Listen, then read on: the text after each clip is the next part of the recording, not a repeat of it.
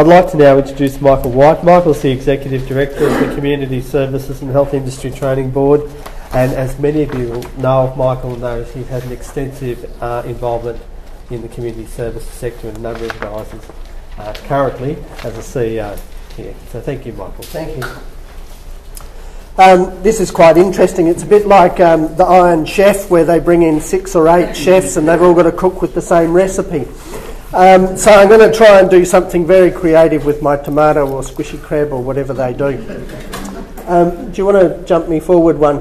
I started with the challenges. A lot of people have dealt with a lot of these challenges. What I want to say about the challenges, though, is that they are layered and layered and layered, and they work on 3 or 4 layers. I picked out the 3.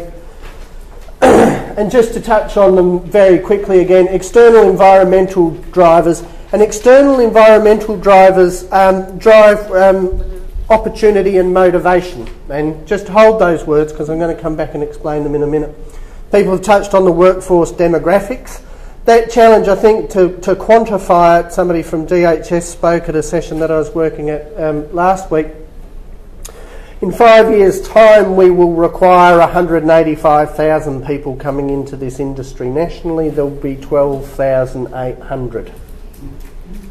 That's the gap. So the gap isn't little. If you're struggling with recruitment, it's not because you're a terrible organisation, etc. It's because that is the gap. Now, things will change. We can guarantee that we will not have the economy that we've got now. I heard a little comment on the radio the other day. The best thing Rudd could have done at this point was lose this election. Because what happens is the Labor Party always gets in as the economy globally goes splat. And then they get out, and as it goes back on the rise, the Conservatives come back in and they get to say, look at the wonderful things we've done for the economy. Which is interesting, because the wonderful things in our economy have been done by China and India and Southeast Asia. They've been very limited. There's been very limited impact in what we've actually done in Australia. That also means that we're looking at solutions like the globalisation of industry and the workforce, and we can actually be thinking about our conversations with government at a higher level about recruitment from overseas. The other significant change in workforce demographics that's going to happen is there's a thing called the coffin shape in Australian demographics. And it used to be that the body of most people in Australia were kind of at our age, and as we age, instead of the age pyramid going like that, the age pyramid is now going like that, and there's a kind of shoulder bit which is all of us. Very interestingly, all of us are going to significantly change the dynamic of people going into aged care and disability services as we age, because we will have a higher level of expectation. There's been a massive shift in consumer expectation, and you're seeing that reflected now in a whole lot of government policies. So the board has carriage of the Disability Learning and Development Strategy that Tony mentioned earlier. We're training 1,770 people across the state in the implementation of the quality framework that sits within the new Act. The whole of that framework is about client-centred practice. Why is that? When we go back to the 50s and we look at institutional care, why did we have institutional care? Because people would accept it. People, they didn't necessarily want it, they didn't think it was the best thing, but it was an acceptable form of social care. Now, people are expecting to be able to have access to the internet in their facilities. They're expecting to be able to go on holidays. They're expecting to be able to do learning themselves. They're expecting to be able to engage with their friends, etc. That changes the whole dynamic of the types of services that we are providing. It also changes dramatically the expectations that we will have on our staff. So there's these huge government policy drivers that are shifting with the way the community is shifting government. And again, we saw that. Why did Howard lose? All of the commentators are coming out and saying they had lost touch with people's concern about community. And I suppose if you look at the economic rationalist view, society equals economy. What the public said on Saturday was society equals economy plus community. And we're the community. We are the people who work in the community. We have an enormous point of leverage probably in the next 3 months before the government gets bogged down. And I think it's really important for us to think and talk about that. The fourth major driver that's out there is technology. I was saying to somebody when I first came into TAFE 20 odd years ago, you had to get a Roneo kind of jelly thing and put these things over. Now we've got a thing here. If I was really clever, I could connect you to the internet and chuff you through a whole lot of websites and, you know, really blow your brains and bring in people live and stuff, which we don't do yet. Why don't we do it? Because we're that bit old that we're not... Sorry. But we are. We're that bit old that we're not that quite comfortable with that technology. There are exceptions in the room, of course.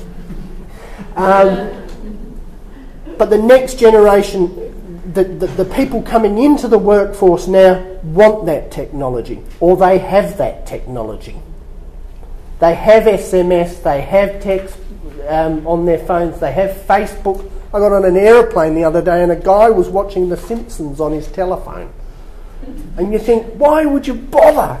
But if you've got a lifelong engagement in technology, you do that. My 4-year-old knows that to make the DVD work, you have to thump it quite sharply. And he does. He thumps it, it works, he puts it on pause, he goes to the toilet, he comes back, he plays it again. If it doesn't play, he thumps it.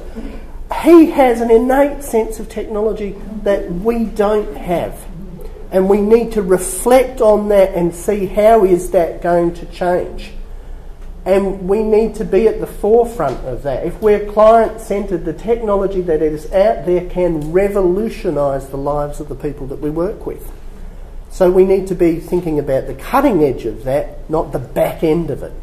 And we need to be thinking about how does that drive our learning and development strategies as well. People have talked about RPL. One of the things that's come out of the Commonwealth heads of government discussion, etc., is a real concern about the level of RPL. Australia has the lowest level of post-secondary engagement in the OECD now.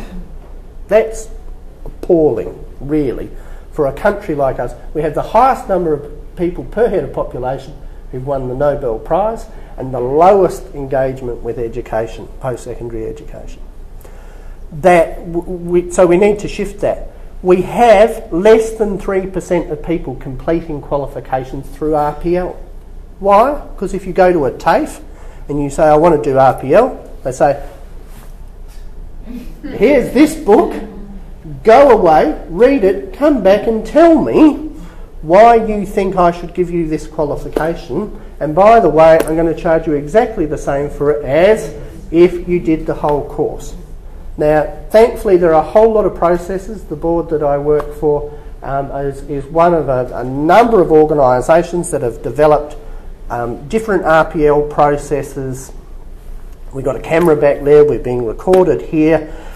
It's a process that can use those kinds of technologies to do RPL, to build RPL. If you've got somebody who's in the workplace with no formal qualifications and they've been there for 5 years, ask yourself, what are you doing with your learning and development strategy? Because it's failing. It's not only failing you, it's failing them. And it's failing the broader sector. People have talked about, what do you do with your organisation? What do you do with your individuals in your teams? I think we actually need to talk about a learning sector.